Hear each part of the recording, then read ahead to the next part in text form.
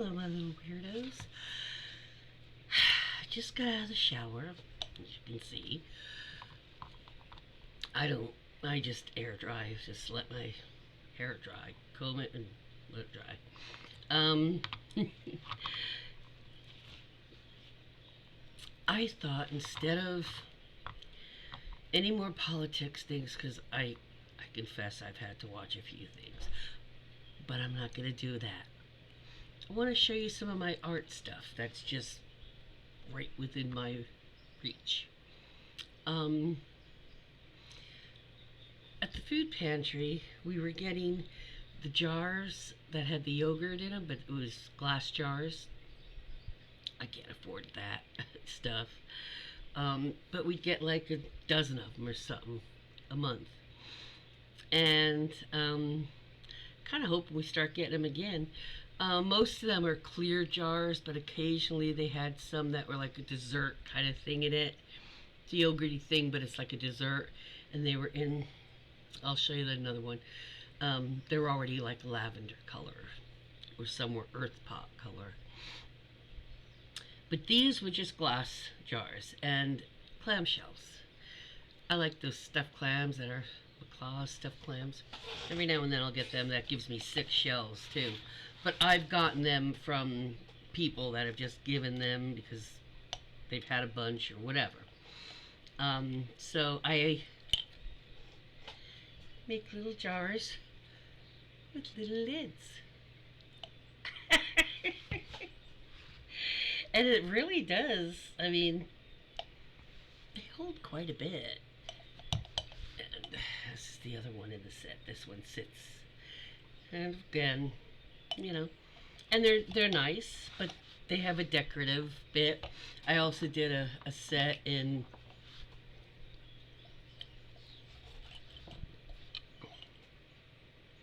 I've got other ones too, but I'll show you the again, opens, it's a little clamshell lid. um I actually made some in like family family friends favorites colors, and I used those on them. um and you can get little teeny tiny hinges to put on these. um you could just leave them clear if you want, and don't paint the clamshell, and just do that. um this is a tile that I made into like a trivet, and on the back, see, it's like the tile that you use on the kitchen, on the bathroom floors or something, that's for the grouting. But these are little pads from the makeup applicators. I like it better than like cork on the bottom, which I used to use. But and then I had gotten some Sculpey clay, and it's like you could air dry some, but this is the kind that you bake and it hardens. You leave it dry, you leave it out in the air, it'll be fine, you can still use it, but it doesn't harden until it bakes. So I had a bunch of that, well, not a bunch, a few sticks of it. And so this is like a year ago. I made this little box. Inside is holographic glitter, nail polish. And I used florist wire just so it lines it on the either, so it sits a little better. So it slides easy. And the chrome finish on parts of it, the heart and the little ladybugs, they mean something to me. I'm not going to go into it right tonight because I don't want to cry. But it has a significance for me. That's just some of the, one of these little glow-in-the-dark dudes I painted him with nail polish. He's just a guy that sits here. I had this was actually a little plastic brown a violin that I got, and when I have to play the tiny little violin, I can actually play a tiny little violin. I just put those guys, they're glow in the dark too, the twins, because I have twin sons. But yes, I have to restring my bow there, but I made it golden, so it's my precious. And if anybody gives me a so sad, I'm the victim, fuck around and find out story, I just play my little violin for you.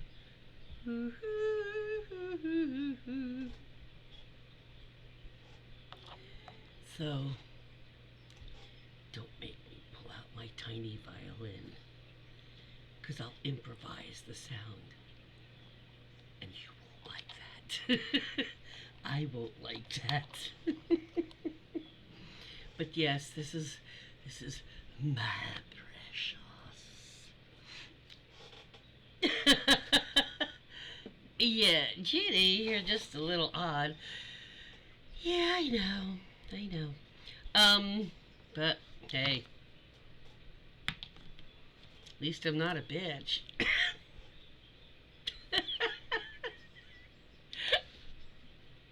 You know, sometimes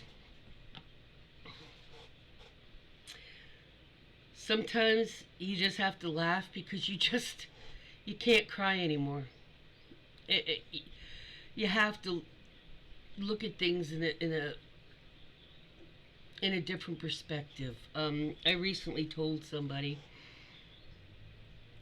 you know how you can be standing next to, like, a foot away from somebody, and you're both looking at a scene and you're photographing it because it's a beautiful scene. You look at the pictures, yours is beautiful, but there's something there. The other person's picture just looks, somehow speaks to you more. And they were just a foot away from you. Just one shift over, and you see things from a different angle. You notice something that maybe you didn't see from this angle. And sometimes those things that you discover are enough to finish carrying you over the rough spots. And believe me, in America, there's a lot of us have experienced some bad rough spots, and some of us are fixing to. A lot more of us are fixing to.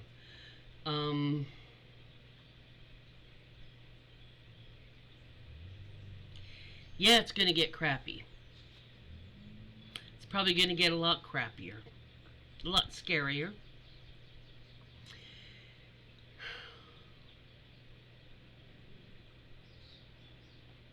There's probably going to be a lot more anger as the time goes on. One suggestion, if you're against this administration and fascism and Nazism and dictatorship and monarchy, which is a king, go to protests. Screaming and yelling with everybody else on a focused and concentrated topic helps. And it doesn't just make a statement publicly and encourages the people that live around there to see that and go, if they're back again another time, maybe I should go out and be with them too. Maybe I should go ask if anybody wants maybe an apple, bring a bag of apples if anybody wants an apple maybe. I mean, just little things, you know.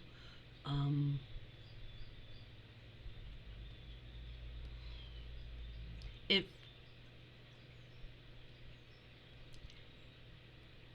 I did notice that when I was at the April 19th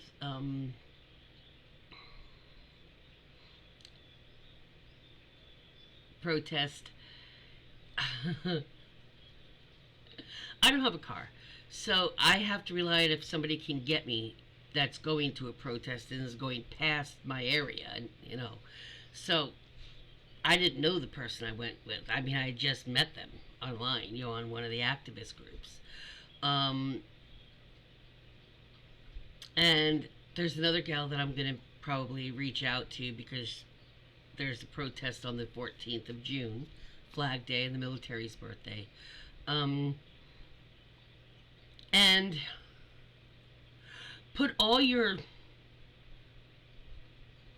anger at what the Republican administration is doing, Trump, to not just you personally, but to other people and to this planet. It's not just America. Like if in another country, America was so dominant that it is affecting the entire planet, what's happening here. It could be ushering in World War III because of Trump. That's not hyperbole. That's not exaggeration. He has gotten everything so shifted around and new alliances forming, not only for peace, but for, politics stuff, but for just trade and survival. And there's a lot of shuffling, and it's worrisome. And it's a lot easier to think clearly when you don't have all that in you. I'm not a therapist, but I've had quite a bit of it. And I still have teletherapy. But sometimes just getting all that anger, that frustration, that out in a protest, because you can yell and scream all you want. It's acceptable at a protest. Hell no! Republicans have to go! Hell no! Trump's got to... no, Ken! I mean, really. And don't just... The thing is, don't just yell it because that's what you're supposed to be doing for those few hours. Which... Mean it. Mean every yell you make.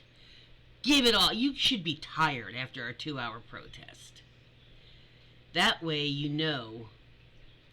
you've gotten all of that get off my lawn feeling out.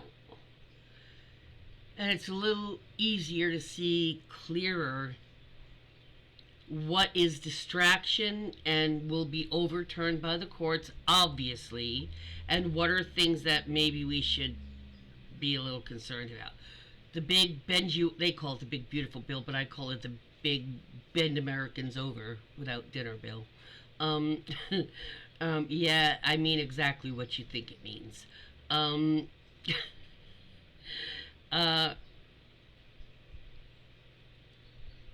They've slipped shit in, that kind of stuff is enraging. In the dead of the night, they slip crap in. So, and then you have like 2 hours to read 1,000 pages and go through it with a fine-tooth comb to make sure they didn't hide a little clause, a 1-sentence clause or 2-sentence clause, which they did between this and this. It's in a different section, They did that. They did that with several things. It's a lot easier. That maybe we should be worried about, because if it passes the Senate, which I don't think it will, barely pass the Congress, and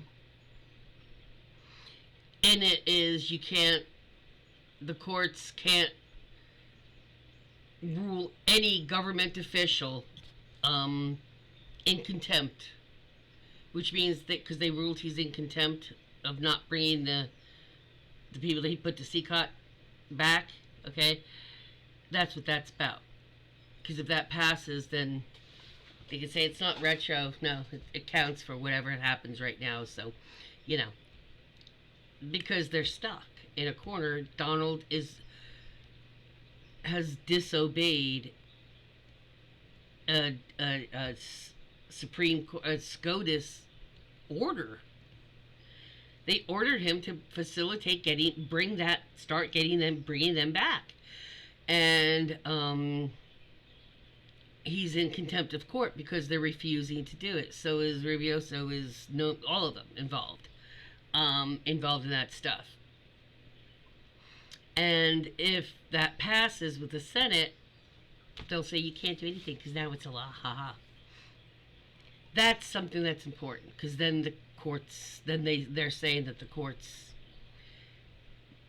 can't do anything because even if they rule that they're wrong and they do it anyway, you can't make contempt charges and force. You know what I'm saying? You can't arrest them if they don't. Which currently they can, from what I understand, marshals could, SCOTUS could tell the marshals, you need to arrest and cuff him and bring him to jail for what he's already done. That is an allowable provision. That's why I said that's a big thing. Some of this other shit, it's not that it's not a big thing. Like with the plane thing, they want to keep having you directed to some of that kind of crap and the Greenland thing, and because they don't want you to keep focusing on the one or two things that can actually be a big game changer. If those don't go, if the big game changers don't go through, the other things will fall through the courts. But we have to maintain that the courts have their judiciary power. Otherwise, we don't have a three-branch government. They're trying to make sure of that. So, seriously, going to protest, the only reason I would go to more often, more things, I just don't have a vehicle. I can't get there, and I can't afford to. I get less than what a minimum wage full-time job, less than half, I have to live on, of less than a minimum wage job pays. Less than half. I can't afford to go by taking lifts and stuff to protest. I can't. As it is, I have to take one to work the elections because I work in the polling place. It's a 16-hour day on election days to go vote, It's a 16-hour day, and 30 days later, a month after you work, you get a $300 check. It's a long day. Yes, wow, $300, but it's not an 8-hour day. It's twice as long as a normal work day. And you can't leave at any time.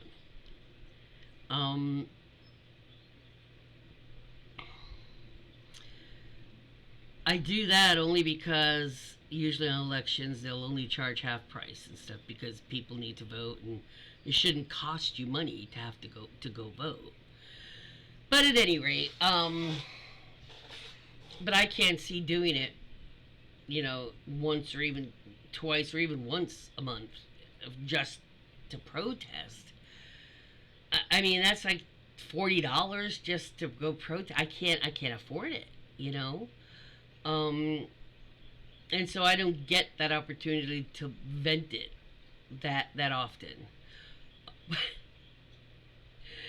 But if I had a vehicle or somebody who went to any of the ones that are anywhere nearby and would pick me up and bring me home, I would absolutely be going as much as possible.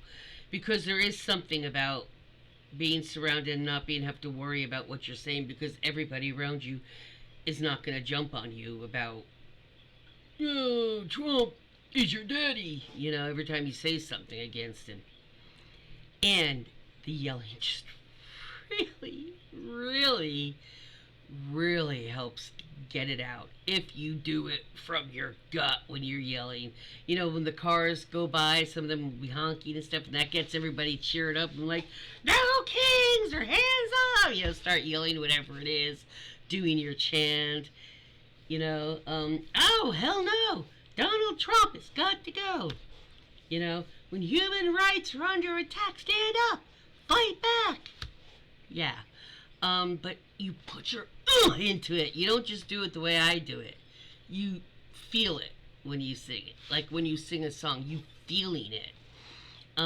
You do that for a few hours. You should be pretty tired for emoting for that time, being on. but it really does let you just purge all of that surface frustration and fear and anger that's just bubbling in a lot of us. Just how dare you turn this country into this? Um, America, you know, they talk about cultures and stuff. The whole thing is the whole idea of America is the mix of culture. American culture is a combination of different ceremonies or holidays or celebrations from the different countries and cultures that come here. They mix together. You got the Southwest of America has a lot of, Mexican traditions for, they use the, tamales for Christmas Eve, that type of stuff. Um, the South has their thing that they do, but it's all America. That's because this area, there was the more French people were settling there. In this area, there was more Italian people settling there. In that area, you get what I'm saying. There was more British people, or Portuguese people, or Spanish people, or whatever the hell it was, Asian, wherever. And that's not just at the beginning of the country. I'm talking throughout our 253 or 50 years. You look at, like, you say American culture, and no matter where you're, if you're not from America, like born in America, no matter where you were born, if out of America, there is some place, somewhere in America that has familiar foods or familiar customs or the way they celebrate particular holidays. Like a lot of countries celebrate Christmas, or a lot of holidays celebrate Valentine. You know what I'm saying? But not all. But they might do it differently. But it was called the Great Melting Pot for a reason. Because all the cultures that came from across the planet and converged there mixed all their favorite parts of their cultures together to get the different regions of American culture. Because America is so big, culture is different a little bit in, like, we all have the same national holidays in America, obviously. But the Southern culture does shit differently than, the Southwestern people. They do stuff different than Pacific Northwest, and they're very different from the West Coast. And the East Coast is so different from New England, the Maine and all that area.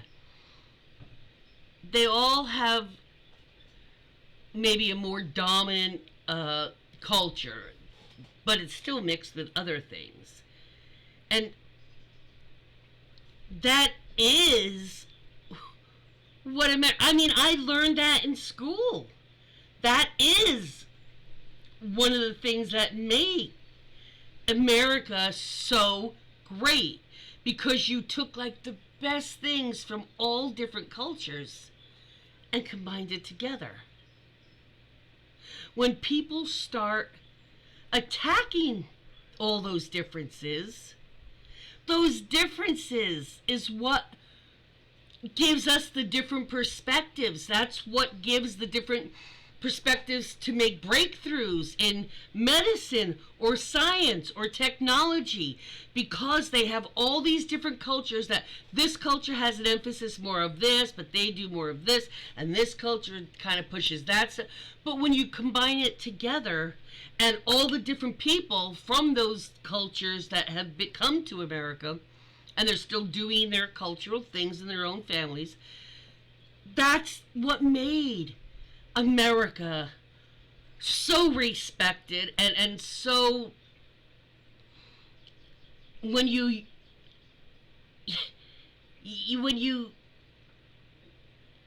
intermingle too closely related, you kind of have issue. You know what I'm saying? The bloodline things are stronger. Gene things are stronger when you have a healthy mix of different. You have too much, and then you wind up like in the remote areas where cousins are marrying and shit, because they're all related, and there ain't nobody else, kind of thing.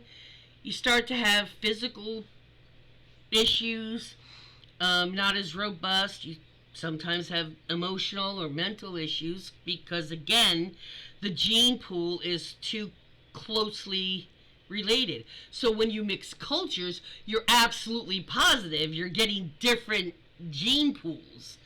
This is part of what made America the great melting pot. That's I remember reading being called the great melting pot for a fucking reason. Because like in fondue, when you melt a bunch of different cheese. You just don't melt all of one kind to get that beautiful smoothness, but with the tang, but yet with the smoothness. And I mean, and some melt better than others, but some last melted longer. But when you mix all of those together, the sharp of the Swiss with the little bit of tangy of another kind, Roquefort, but you mix these different things.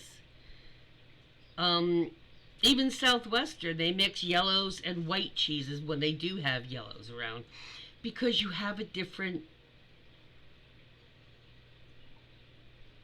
robustness when you do that.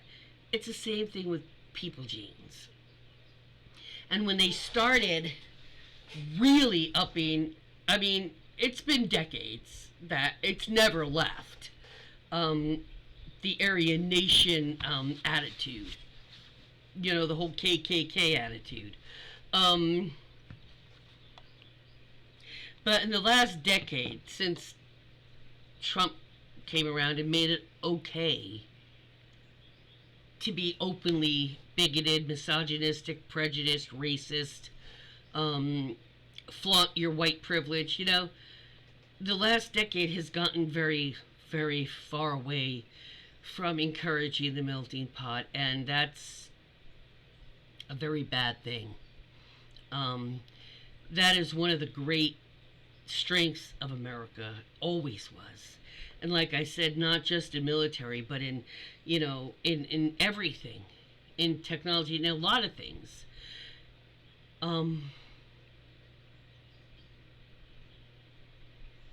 And getting rid of people of color and this and that race and this nationality and that religion is weakening.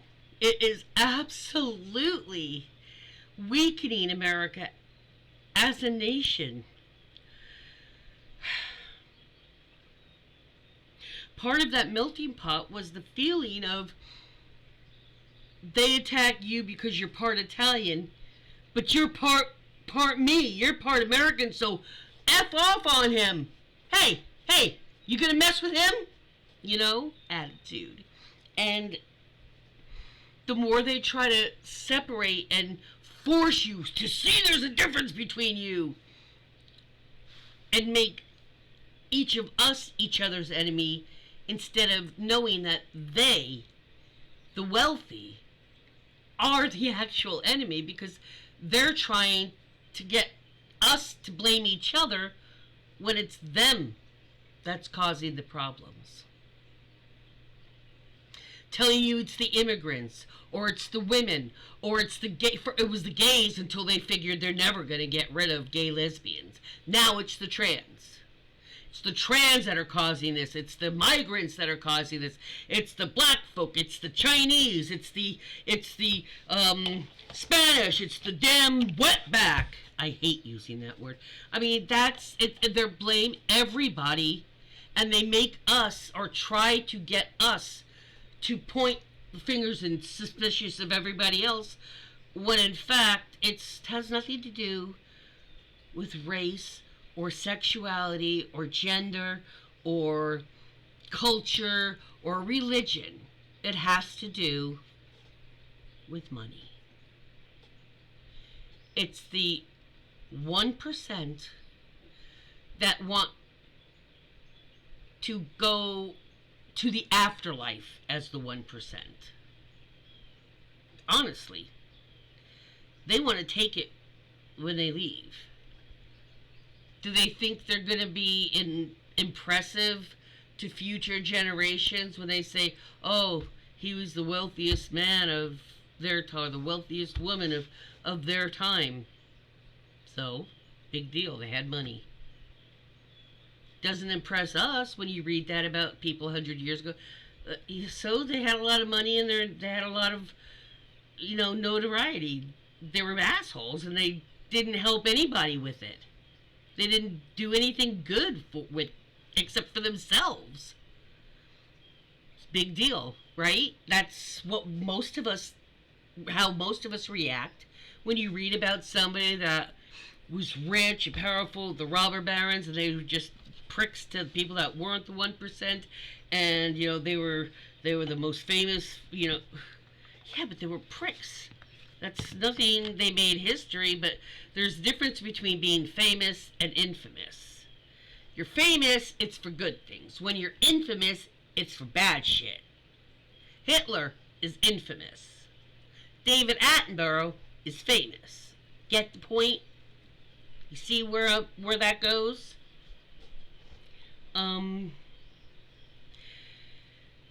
But yes, absolutely, protest definitely help vent that out. Do a live stream. Just do a live stream saying, who needs to vent? I've often thought about maybe doing that. Maybe I'll do it tomorrow if I'm up for it. Just put up a live, go live on, go live, and just be like, hey, it's just a bitch session. Who's up for it? Just a fury session about just in general what's happening. Talk about personal stuff if you want with that stories, or if you don't, whatever. You never know. That might turn into a rather interesting live stream. Just go out of the box. Think out of the box for what your life, where you can use a little tweaking so it gives you a little time to, or an opportunity to do just a little venting if you don't typically express your frustration with the world in general on more than just a tepid level, like, oh my god, I can't believe it. To me, that's just a very mild for me. For me, that's like a nominal response. Because me, when I'm like shocked, I'll be like, what the fuck was that? That's mellow for me. For me. That might be woo radical for someone else. But think outside the box a little bit. You just might find, maybe sing. Put on some music and sing along with them. That actually, I know my poor neighbors, because my windows are open, I'm like, sorry guys, I gotta get it out. They're like, it's good, it's okay. You want to hear me sing it, or you want to hear me out there just like, yelling at the bugs,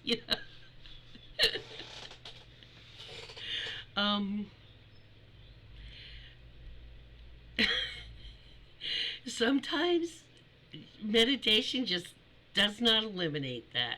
Sometimes you just need to make a lot of noise, and singing is an acceptable way to make noise. See where I'm going with that? You guys have a great Saturday, and it's supposed to be all sunny. It didn't get sunny till like 4 o'clock. And my internet was in and off and on and off, and oh my gosh.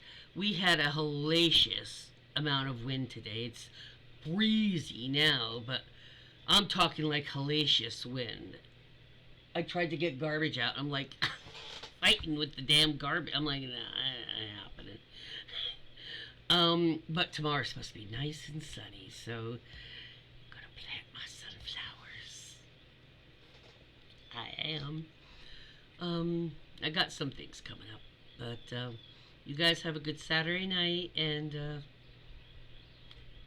peace out. And if you try any of these things, tell me if it helped.